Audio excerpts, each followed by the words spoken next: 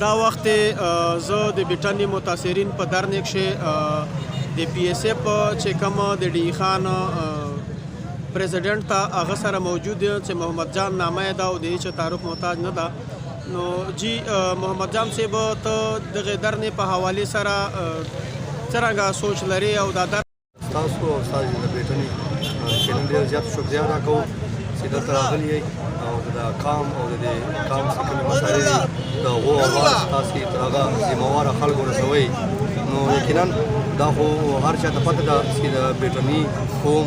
ځوانان مشران بوډاګان تقریبا یوه میاشت پوره کړې چې دا خلک راوتلي دي. اول په بیټنو په جنډوله کې ناست وه، نو بیا دې ځخه د هفته نفر د مخکې د ډي خان کې یو دوی لاریون هم کړی و له غزه آباد دا د جی پی او په چوک چې کوم زموږ ډي سي او کمیشنر هاوس دی دغه مخامخ خلک ناست دي. پنځمه شپږم ورځ دلته دوی په ډي خان کې را کړي دي او دا خلک د دې لپاره وتلي دي ځکه چې ریاست خو په داسې کردار ادا کوي چې د هر شهري تحفظ د هر شهري ته خپل حق ور ورسوي. خو نه چونکې له غزه اپوزیټ دوی دا چې کوم دوی سره دا وعدې سوي وي دوی سره مطلب دوی په دا یو جنګ داسې یو لوی په ټوله پښتونخوا سیمه خاص کر په جنوبي اضلاع کې یو لوی جنګ تر سو. نو د دوی د دې خلکو کورونه تباه شول، د خلکو کاروبارونه تباه شول، د خلکو مارکیټونه هر څه بې ځایه په بې کوره نو د هغې په سلسله کې بیا د حکومت یو داسې پالیسي وه چې هر هغه خلک چې کم قوم دی کم ځایونه دي هغه کم متاثره دي نو هغو سره بیا دا لوز وکړه او دا وعده یې ورسره کړې وه چې دا ستاسې دپاره به موږ په خپل چې د دوی کوم یو سیټ اپ دی په هغه کې دا کورونه او نومانه اچولي وه. نو دغه رنګ د بیټني قوم هم ډېر نقصانونه سوي وه، کاروبار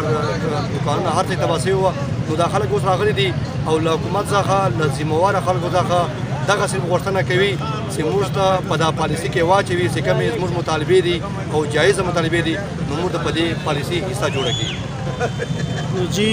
محمد جان صاحب ډېره مننه. خو یو سوال به تا نه زه په بلې حوالې سره هم وکړم. نو حکومت خو که ته وګورې نو د ریاست چې کومه د آی ډي پیز کومه اداره ده مخصوص اداره ده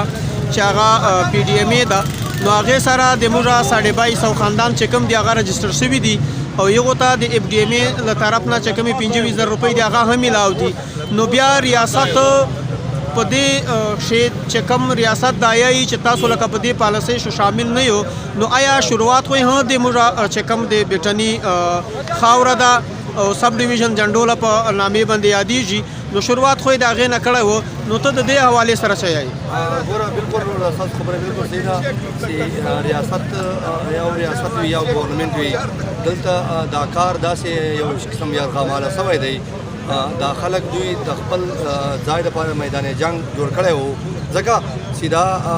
جنګ د میدان جنګ و که هغه موږ په کوم طرف هم وګورو نو دوی دا شی استعمال کړی دی دا کوم کورونه چې وران سوي دي دا کوم خلکو چې کاروبار تباه سوی دی نو دا خو دغسې په هوا کې نه تباه سوی نو دلته یو میدان جنګ جوړ وه د چا په ذریعه چې مطلب دوی کم خپل ټارګېټ وه هغه ته رسېدلي غوښتل او ورسېدل. نو د دا ټارګېټ پوره کولو لپاره هم دوی د چا دپاره لګیا وه د خپل وسایلو دپاره لګیا وه چې دوی ته چا خپل فنډینګ کاوه. نو د دا قوم دغه مطالبه ده چې تا خو په دا دورې په دا سیمه باندې دورې لوی جنګ او دورې لوی زیان وکړه تا خو خپل هر څه حاصله کړه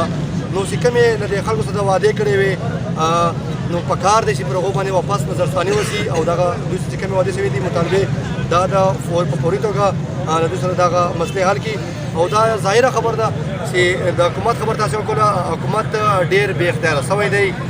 دلته به موږ د حکومت چې کوم ذمهواره خلک دي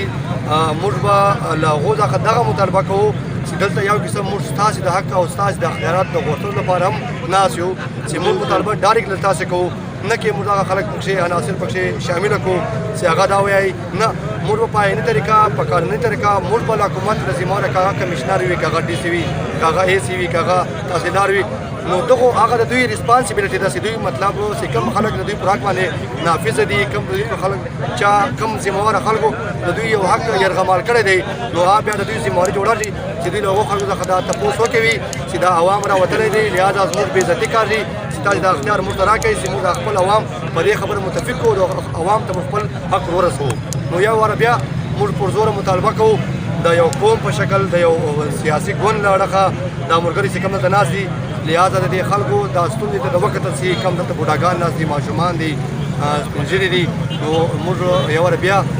په بھرپور طریقه له حکومت څخه دا خواست کوو چې مارو چې د قوم په سر وخیازه او دوی په دا پالیسي کې واچوه. ډېره مهرباني کور مو ودان.